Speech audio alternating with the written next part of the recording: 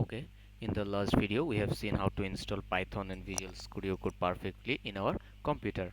Today in this video we are going to know about some Python data types and also the Python graphical user interface, which is named as IDLE.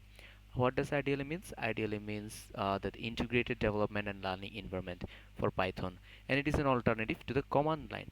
As the name implies, IDLE is very useful for developing new code and learning Python.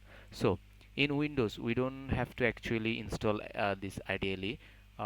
We while installing Python we have already installed IDLE. Search IDLE and then it will show that this will come IDLE and open it. Now in this IDLE shell, how can we run a program? Okay, let's try running a program. Just type print as the Python command and then hello. After hitting enter we will see that it will print the hello. Now we can also create a new file for Python. Just save it as something named main.py.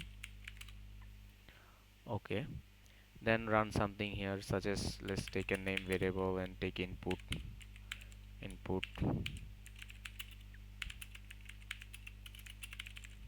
is your name. Okay, now print name.